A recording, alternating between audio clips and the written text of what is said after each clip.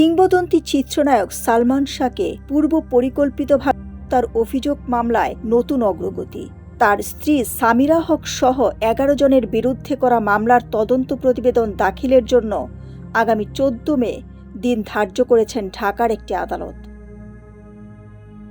বৃহস্পতিবার ঢাকার metropolitan magistrate Jewel রানার আদালতে মামলার তদন্ত প্রতিবেদন জমা দেওয়ার কথা ছিল। তবে তদন্ত কর্মকর্তা নির্ধারিত দিনে প্রতিবেদন দাখিল করতে না পারায় আদালত নতুন করে 14 মে তারিখ নির্ধারণ করেন। উল্লেখ্য, গত বছরের 21 অক্টোবর রাজধানীর রমনা থানায় মামলাটি দায়ের করেন সালমান শাহের মামা মোহাম্মদ আলমগীর। মামলায় দণ্ডবিধির 302 ও 34 ধারায় অভিযোগ আনা হয়েছে। মামলার আসামিদের মধ্যে রয়েছেন সালমান শাহের স্ত্রী সামিরা হক, শিল্পপতি ও সাবেক চলচ্চিত্র প্রযোজক আজিজ মোহাম্মদ ভাই, লতিফা হক লুসি, খলনায়ক ডন সহ মোট 11 জন। এছাড়া অজ্ঞাতনামা আরও কয়েকজনকে আসামি করা হয়েছে।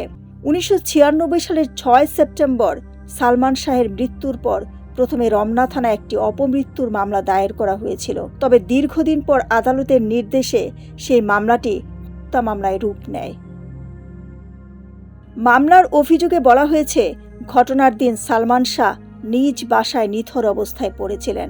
তার শরীরে আঘাতের চিহ্ন দেখা যায় বলে অভিযোগে উল্লেখ করা হয়। পরে তাকে হাসপাতালে নেওয়া হলে চিকিৎসক জানান তিনি আগেই মারা গেছেন। এদিকে সালমান শাহের পরিবার শুরু থেকে এটি হত্যাকাণ্ড বলে দাবি করে আসছেন।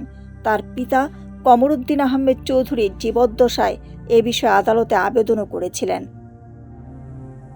বর্তমানে মামলাটি নতুন করে তদন্তাধীন রয়েছে। আগামী 14 মে তদন্ত প্রতিবেদন দাখিলের পর মামলার পরবর্তী কার্যক্রম নির্ধারিত হবে। দিলরুবা খান, বিনোদন ডেস্ক, সোনালী নিউজ।